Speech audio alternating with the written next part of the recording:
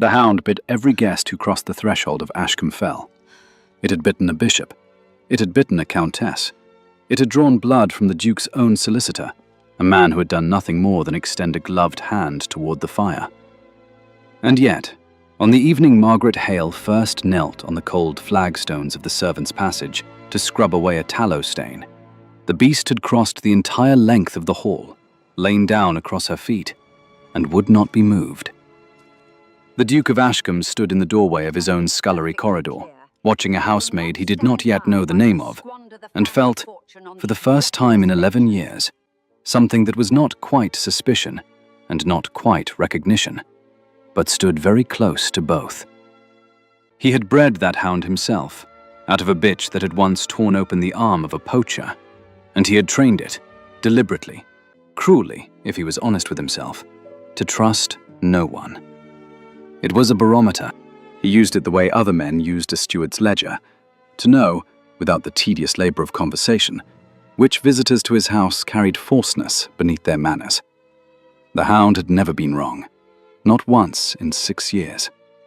And it lay now with its great head resting upon the hem of a servant girl's grey wool skirt, its eyes half closed in something that could only be called contentment, while she remained frozen, scrub brush in hand, uncertain whether she was permitted to breathe. "Get up, Cerberus," the Duke said, though he made no move to enforce it. The dog did not stir. Margaret Hale looked up at him, and in her face there was no simpering apology, no theatrical alarm calculated to please a master. There was only a kind of tired wariness, the look of a woman who had long ago stopped expecting kindness from houses like this one, and had trained herself instead to expect only its absence. "He does not usually take to strangers, Your Grace," she said. Her voice was low, controlled, and there was something in the vowels of it that did not belong to a scullery maid.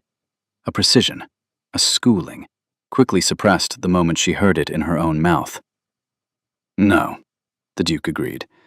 "He does not." He did not ask her to explain herself. He turned and left the passage, and the Hound, after a long moment, rose and followed him, leaving the girl alone with her brush and the tallow stain and the strange, unbidden warmth of an animal's weight still ghosting against her ankles. What no one in that house yet understood was that Margaret Hale had not been born to scrub floors. 6 months prior, she had been Margaret Aldous, only surviving daughter of a Lincolnshire baronet, whose estate had been swallowed whole by debt, drink, and a guardian uncle who discovered, upon her father's death, that a Ward's inheritance made a far more comfortable pillow than a Ward's future. She had been given a choice with only one true answer inside it. Marry a man 3 times her age, whom her uncle owed a considerable sum, or disappear. She had chosen to disappear. She had cut her own hair short beneath a borrowed bonnet, taken her mother's Christian name for a surname, and walked, on foot for the better part of 2 days, until she reached an agency in Newcastle that did not trouble itself with references, so long as a girl's hands were strong and her back unbroken. She had asked, deliberately, for the coldest and most remote post on their books. Ashcombe Fell, they told her, a Northumberland seat so far from London, and so ill-favoured among the ton for its master's reputed coldness, that no girl with better prospects would take the position. She had thought this an advantage. She had not accounted for the Hound. The Duke of Ashcombe, Julian Vane, 6 and 30, though grief had etched a decade onto him that his years alone had not earned, was known throughout the North as a man from whom warmth had been permanently withdrawn. 5 years past, his wife Cecilia had died in the birthing of a child who did not survive her by more than an hour, and Julian Vane had buried them both in the same week, in the same plot, beneath a single stone he had commissioned himself, and never once, in all the years since, visited without his solicitor present, as though he could not trust himself alone with what the granite might ask of him. He had not remarried. He had not, by any account reaching London drawing rooms, so much as danced with a woman since. He ran his estate with the exacting precision of a man who had found that duty, unlike love, did not require a heart to be intact in order to function. And his household staff had learned, in the manner of servants everywhere, to read the temperature of a room before he entered it and adjust themselves accordingly. He had married Cecilia at 22, in the manner of most men of his rank, for an alliance his own father had brokered before either party had a great deal of say in the matter. And he had discovered, in the 4 years of marriage granted to him, that he was possessed of a great many feelings, and almost no capacity whatsoever for delivering them into speech. Cecilia had been warm where he was contained, quick where he was deliberate, and she had spent 4 years attempting, with a patience he had not appreciated until it was too late to thank her for it, to coax him into saying aloud the things she could plainly see he felt. He had told himself there would be time. There is, a man tells himself, always time, until the hour a physician stands in a doorway with his hands still wet and says there is none remaining at all. He had not wept at either funeral. The household staff who remembered that week spoke of it, when they spoke of it at all, in hushed tones, reserved for a grief too large to have found any ordinary shape. A man who did not weep, did not rage, did not drink himself insensible as a lesser man might, but who simply went, from one day to the next, quieter and colder and further from himself, until the Duke, his tenants and servants, had come to know was less a person than a very well-maintained absence wearing a person's clothes. It would be many weeks before Margaret understood the particular shape of his silence. She had arrived at Ashcombe Fell in the last grey light of an October evening, having walked the final 3 miles from the posting inn because the coachman hired to bring her the rest of the distance, and taken one look at her thin cloak and thinner purse, and decided she was not worth the detour. She had stood at the base of the great gatehouse with her single bag in hand, looking up at towers that seemed, in the dusk, less like a home than like a fortification erected against something the rest of England had long since stopped fearing. And she had thought, with the particular grim humour of a woman who has run out of better options, that at least a fortress could not disappoint her by pretending to be anything softer than it was. She had not expected the Hound. No agency letter, no housekeeper's brisk instruction upon her arrival, had thought to mention that the master of the house kept, in place of the usual drowsing estate spaniels, an animal bred and trained for suspicion. And she had, in fact, been rather more afraid of Cerberus in her first hour at Ashcombe Fell than she had been of anything since her uncle's solicitor had first named the sum she was expected to marry away. That fear had lasted precisely until the animal reached her. She was assigned, at first, to the lowest duties: the scullery, the boot room, the endless blacking of grates before dawn, and she performed them with a competence that unsettled the housekeeper, a broad, suspicious woman named Mrs. Pruitt, who had buried 3 husbands and trusted no living creature that did not first prove itself twice. It was Mrs. Pruitt who noticed, within the fortnight, that the new girl's hands, though roughened now by lye and cold water, had once been soft, in a manner that spoke of gloves and idleness. It was Mrs. Pruitt who noticed that Margaret's letters, when she wrote them, rare, folded small, addressed to no one the housekeeper could discover, were formed in a hand too fine for a scullery maid's schooling. And it was Mrs. Pruitt who said nothing to the Duke, not out of kindness, but out of the particular calculation of a woman who had learned that a secret held was worth more, eventually, than a secret given away for free. The Dowager Duchess, Julian's own mother, held no such restraint. Lady Ashcombe was a woman whose grief for her son's dead wife had curdled, over 5 years, into a jealous, proprietary grip upon the household that remained. She ruled the linen cupboards, the menus, the seating of the rare guest, and above all, she ruled the question of who might, someday, replace Cecilia in her son's cold bed. A question she intended to answer herself, in her own time, with a candidate of her own choosing, and certainly not with a servant girl who had arrived with no references and a dog's inexplicable devotion. The Dowager had loved Cecilia, in her own contained fashion, and had grieved her genuinely, but grief in a woman like Lady Ashcombe did not soften into gentleness. It hardened, instead, into a fierce and unrelenting stewardship of everything Cecilia had left behind, her son foremost among it. She had spent 5 years fending off the ambitious mothers of London on her son's behalf, not from any tenderness toward his solitude, but from a conviction that no woman currently walking free in society was worthy of the position. And she had begun, in recent months, to concede that perhaps a second marriage might be arranged on more manageable terms. A quiet contract with a suitable family, negotiated at her own table, rather than left to the dangerous unpredictability of her son's own inclinations, which she trusted, after Cecilia, not at all. A servant girl threatened this entire architecture, not because the dowager believed for a moment that her son might actually love a housemaid, but because she recognized, with the sharp instinct of a woman who had once been young and calculating herself, that a household could be destabilized by far smaller disruptions than an outright scandal. "There is something wrong about that girl," the dowager said to her son, over the breakfast table, some 3 weeks into Margaret's tenure. "Pruitt tells me she reads. A scullery maid who reads." "Pruitt tells you a great many things," Julian said, without looking up from his correspondence. "Cerberus will not leave her side." At this, he did look up. He had noticed it himself. The Hound now slept, when permitted, outside the servants' hall rather than outside his own study door, a defection so total and so unprecedented that the underfootman had taken to wagering on how long it might last. He had told himself it signified nothing. A dog was a dog. And yet he had found himself, more than once in the past weeks, walking a corridor he had no true business walking, timing his passage to the hour the scullery maid might be sweeping the flagstones, and telling himself each time that it was mere curiosity regarding an animal's behavior, nothing more.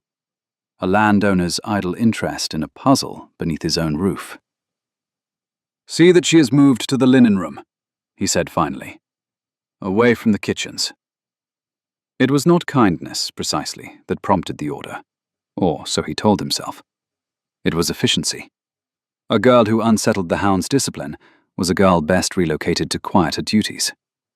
He did not examine, too closely, why the linen room shared a corridor with the estate office where he conducted the bulk of his correspondence, nor why he found himself, in the weeks that followed, inventing small and unnecessary reasons to walk that corridor at the hour the linens were pressed. The linen room itself was a narrow chamber of deep presses and lavender sachets, warmed only by a small grate that Margaret was permitted to light for an hour each evening. And it was there, more than anywhere else in that vast, cold house, that she first began to feel something other than mere endurance. She had grown, in her month at Ashcombe Fell, accustomed to the particular rhythm of the place. The pre-dawn grate blacking, the long, silent hours of mending, the dowager's sharp inspections that found fault with a precision no honest fault could have earned. And she had told herself, each night as she folded her exhausted body into the narrow servant's cot, that this was merely a season to be survived, a bridge between the girl she had been and whatever plainer, safer woman she might yet become. She had not accounted for a duke who found reasons to walk past her open door, nor for the particular unsettling attention of a man who said almost nothing, but who she began, gradually, to feel watching her with something that was not the idle scrutiny a master gives a servant. By the time the candles had burned low on a night in the 4th week, he had begun, despite himself, to notice things. That the scullery, no, the linen maid, he corrected himself, though the correction came with an unwelcome frequency, folded sheets with a precision that spoke of training rather than habit. That she did not flinch from the dowager's sharpest remarks, but absorbed them with a stillness he recognized, uncomfortably, in his own mirror. That she read, when she believed herself unobserved, from a small, worn volume of poetry she kept hidden beneath a loose board in the linen room floor. He knew this because Cerberus, in his devotion, had taken to lying across that very floorboard as though guarding it, and the Duke, following the Hound one evening on some pretext of an inspection, had seen the corner of the book before the girl swept it from sight with the speed that told him more than the book itself might have. "You needn't hide it," he said. It was the first thing he had said to her directly in a fortnight that was not an instruction. Margaret's chin came up. "Your Grace?" "The book." "Servants are not forbidden to read, Your Grace." Her voice held the faintest edge, quickly restrained, of a woman who had decided, somewhere in her long walk from Lincolnshire, that she would rather be dismissed than beg. "No," he agreed. "They are not." He did not ask what the book was, though he had seen enough of the binding to know it was no cheap penny volume, such as an agency-hired girl ought to own. He filed the knowledge away, as he filed all things, and said nothing further, and left her to her hiding place, and told himself that this, too, signified nothing. But the season was not yet finished with either of them. It was the Dowager who forced the matter, as the Dowager forced most matters at Ashcombe Fell. She had invited, without her son's full enthusiasm, a house party of some dozen guests for the shooting season, among them Lord Pelham, a widower of considerable fortune and considerably less charm, whom the Dowager had marked, with the tenacity of a woman assembling a battle plan, as her son's future second wife's father-to-be. For Lord Pelham travelled with a daughter, Miss Frances Pelham, whose dowry the Dowager had already, in her private accounting, folded into the estate's future.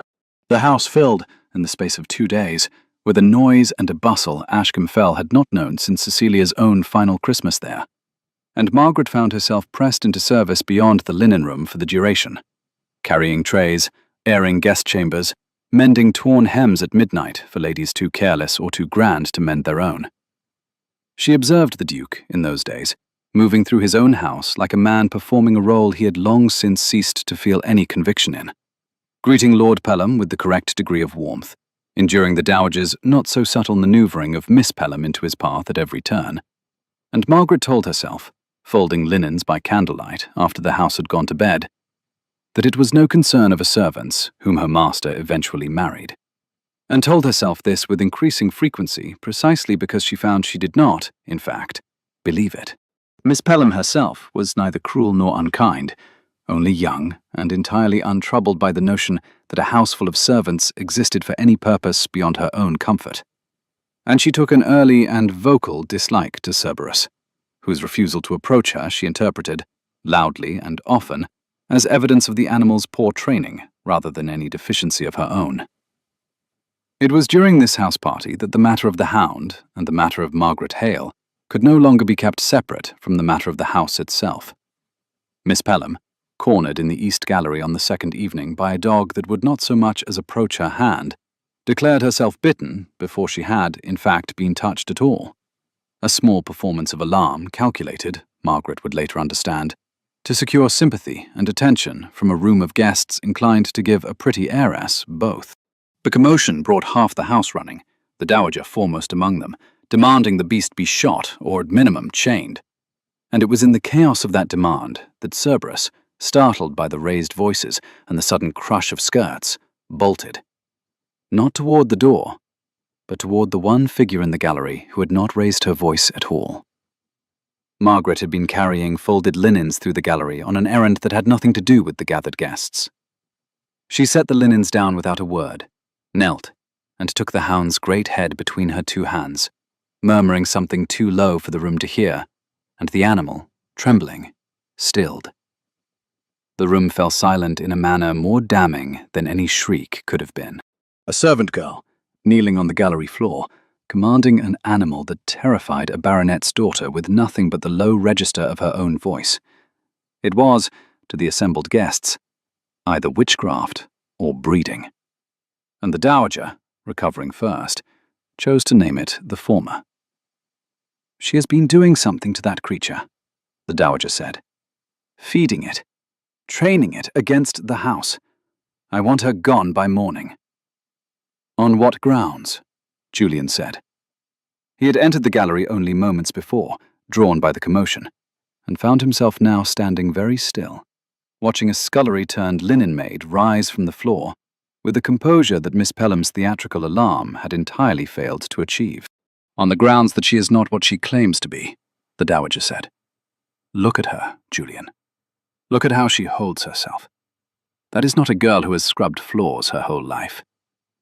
It was, in fact, the precise truth, delivered by the one person in the room least interested in mercy. And Margaret understood in that instant that the ground beneath her false name had finally begun to give way. "Is it true?" Julian asked her directly, before his mother could press further. The gallery held its breath. Margaret Hale, Margaret Aldous, looked at the Duke of Ashcombe across a room full of people who had already decided, in the manner of the ton, exactly what a servant girl's silence must mean. And she made the only choice available to a woman who had walked 2 days on foot, rather than marry for another's convenience. "My name is Margaret Aldous," she said, and the room's held breath became something closer to a gasp. "My father was Sir Robert Aldous of Fenwick Grange in Lincolnshire, until his debts and his death delivered me into my uncle's guardianship. My uncle wished to sell what remained of my inheritance to a man 3 times my age in payment of a debt that was never mine to settle. I chose instead to disappear, and I chose a name my mother once answered to, and I have scrubbed your floors and folded your linens honestly, and asked nothing of this house but its wages and its distance from the man who would have owned me otherwise. I am sorry for the deception, Your Grace. I am not sorry for the choice." Nobody spoke. Miss Pelham's alarm at the Hound had been entirely forgotten. A far richer scandal had displaced it. The Dowager's face had arranged itself into something between vindication and fury, for she had been right about the girl, and wrong entirely about what the truth would do to her son's composure, which was, to the room's evident astonishment, not to harden further, but to still, entirely, as a man does when a lock he has long since stopped trying, finally, unexpectedly, turns. Had anyone been watching closely, they might have seen the precise moment it happened. Not in Julian's face, which gave away almost nothing, but in the set of his shoulders, which had held, for 5 years, a particular rigidity that every servant in that gallery had learned to read as the outer boundary of his grief, and which now, for the first time any of them could recall, eased by some small and unmistakable degree. It was nothing so dramatic as a softening. It was only the loosening of a man who had, for a moment, forgotten to guard himself, and it lasted no longer than the space of a single breath before he mastered it again. But Mrs. Pruitt, who had buried 3 husbands and missed very little in 30 years of service, caught it and filed it away, and revised her private calculations regarding the linen maid accordingly. He did not answer her in the gallery. He would not give his mother, nor Lord Pelham, nor the assembled house, the satisfaction of watching whatever was occurring behind his own eyes.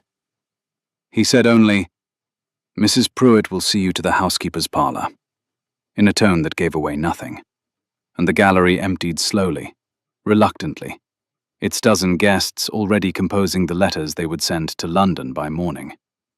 It would be some hours before he came to her.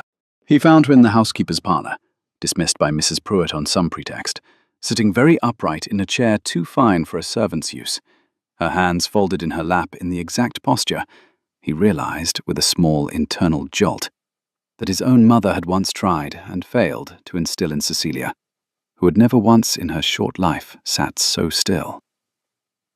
"You lied to my household," he said. "I did." "You let my mother look a fool for suspecting you." "Your mother was not wrong to suspect me. She was only cruel in how she chose to say so." Margaret's chin remained level. "I do not regret the lie, Your Grace. I regret that it was necessary." He was quiet a long moment. Rain had begun against the tall windows of the parlour, and the fire had burned low, and the particular smell of the room, tallow and mutton fat and hearth smoke, the smell of every servant's quarter in every great house in England, seemed to him entirely wrong for the woman sitting inside it. "Cerberus has never once been mistaken," he said finally. It was not the sentence he had intended to speak, and he heard, in his own voice, something dangerously close to confession. "I beg your pardon?" "The Hound. In 6 years, he has never lain at the feet of a single guest in this house. Bishops, countesses, my own solicitor, whom I would trust with my life. He bit them all." He looked at her directly now. "He lay down at yours the first evening you arrived, and has not left your side since. And I have spent a month telling myself this signifies nothing, because to admit otherwise required admitting a great many things I have not permitted myself to consider since I buried my wife." Margaret's composure, so carefully maintained through scandal and confession both, faltered for the first time. "Your Grace, Cecilia," he said, and it was the first time in 5 years he had spoken her name aloud to anyone who was not already sworn to grieve her alongside him. Died believing I had failed to love her enough while she lived, because I did not know, until she was gone, how to say a single true thing to her. I have not permitted myself to feel anything since, in case feeling it and failing to say it should happen twice. He drew a breath that cost him visibly. I do not know what to make of a dog who trusts a servant girl with a false name and a baronet's daughter's bearing. I only know that I have walked a corridor I had no business walking, at an hour I invented no true reason for, more times this month than I have permitted myself in 5 years. And I find I can no longer pretend the reason was idle curiosity. It would be many weeks before the Ton in London finished discussing what happened next, though what happened next, in fact, was very little. The Duke of Ashcombe did not fall to one knee in the housekeeper's parlour, nor declare a love 5 years dormant thawed in a single evening by scandal and a dog's judgment. He was not, and had never been, a man for instant transformations. What he did instead, in the days that followed, was quieter and more devastating in its patience. He wrote, on Margaret's behalf and with her full knowledge, to a solicitor of unimpeachable discretion in London, instructing him to determine, with absolute legal precision, the true state of the Aldous estate and the true legality of the guardian uncle's claims upon it. He did not do this as a suitor buying a woman's gratitude. He did this, he told her plainly, because a woman ought not to have her future decided again by a man who had done nothing to earn the deciding of it, himself included. The Dowager did not surrender her campaign easily. She summoned Lord Pelham's solicitor to counter-argue the Aldous claim, spread word among her correspondents that the Duke's household harboured an adventuress, and attempted, on one particularly cold afternoon, to have Margaret dismissed outright while her son was from the estate on business, a scheme undone entirely by Mrs. Pruitt, who, having weighed her own calculations anew and decided that the girl who had earned a Duke's cautious, unhurried regard was worth considerably more to a housekeeper's future security than the Dowager's fading favour, refused the order and sent a rider after the Duke instead. He returned within the day. He did not shout at his mother, for shouting was not a register available to him. He informed her instead, with a stillness more absolute than any raised voice, that the housekeeper's decisions regarding staff were the housekeeper's own, that the Aldous inquiry would proceed regardless of any letter she chose to write, and that if she wished to remain mistress of any portion of Ashcombe Fell's household in the years to come, she would do well to remember that her son was a duke, and not, any longer, a grieving boy she might steer by guilt alone. It was, by any measure the Ton would recognise, a quiet reckoning rather than a public one, and this suited Margaret entirely, for she had walked away from one kind of spectacle already, and had no wish to become the centrepiece of another. The Dowager, in the weeks that followed, did not soften so much as retreat. She took herself off to her sister's house in Bath for the better part of a season, ostensibly for her health, and the household breathed a collective and unspoken relief at her absence. Though Margaret, to her own credit, never once permitted herself the satisfaction of gloating over a woman whose grief, however poorly expressed, she had come to understand was genuine beneath its cruelty. The solicitor's findings arrived in the depths of a Northumberland winter, some 10 weeks after the gallery scandal, and they were, in every particular, favourable. The uncle's claim upon the Aldous inheritance was found to rest upon a fraudulent reading of the entail, and Margaret's true fortune, modest but entirely her own, restored to her within the month, along with her true name, spoken again in rooms that had once known her as Sir Robert's daughter, and had assumed, upon her disappearance, that she was lost, or worse. She did not marry the Duke of Ashcombe within the season, nor within the year that followed, for he had told her plainly, on the night the solicitor's letter arrived, that he would not offer for a woman's hand while any part of her circumstance might make her feel obligated rather than chosen. And she had told him, in turn, that she would not be rushed into a second contract by any man, however gently he asked, until she had first learned what it was to hold her own future entirely in her own 2 hands. The 2 years that followed were not idle ones. Margaret took a small house near her restored family's lands in Lincolnshire, engaged a solicitor of her own choosing to see her father's remaining affairs finally settled, and corresponded with Julian Vane by letter with a regularity that both of them, in their separate households, came to depend upon more than either would readily have admitted. He wrote to her of the estate, of Cerberus's advancing age and increasing laziness, of small disputes with tenant farmers he had once handled with cold efficiency, and now found himself, to his own mild bewilderment, resolving with something closer to patience. She wrote to him of her father's grange slowly restored to order, of her uncle's quiet disgrace once the fraud was made known among their shared acquaintance, of the strange, unlooked-for freedom of a woman who need answer to no one's ledger but her own. He visited her twice in that span, each time announced properly, each time received with a warmth neither of them troubled any longer to disguise as mere friendship. And it was on his second visit, standing in the modest garden of her restored house, with no audience but a robin and the last of the autumn roses, that he finally asked her, in the plain, unadorned language he had spent 5 years relearning how to use, whether she would consent to be his wife, not because any circumstance demanded it, but because he found he could no longer imagine the remainder of his life conducted in any house that did not also contain her particular, unhurried stillness. It was 2 years before the wedding took place, in the small chapel at Ashcombe Fell rather than any fashionable London church, attended by a guest list the Dowager no longer had full command of, though the Dowager herself, returned at last from Bath and considerably chastened by 2 years' reflection, did attend, and wept, genuinely and without artifice, in a manner the household staff privately agreed they had not witnessed from her since Cecilia's own funeral, and which they chose, out of a rare collective kindness, never to speak of again.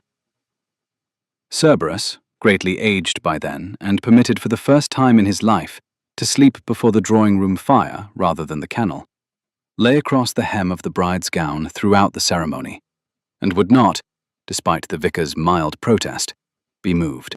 What followed would not be spoken of for a generation in the manner the tongue preferred to speak of scandal, for there was, in truth, very little scandal left to speak of by then. Only a duke known, in the years that followed, for an unexpected gentleness with his household staff, a policy of thorough legal inquiry whenever a servant's circumstance seemed other than it appeared, and a wife who ran the linen rooms of Ashcombe Fell in the early years of her marriage, with a precision the old housekeeper, Mrs. Pruitt, declared, to her dying day, the finest she had ever overseen.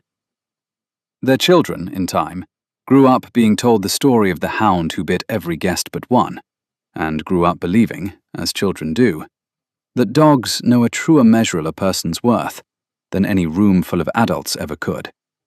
And in the case of Ashcombe Fell, at least, they were not entirely wrong to believe it.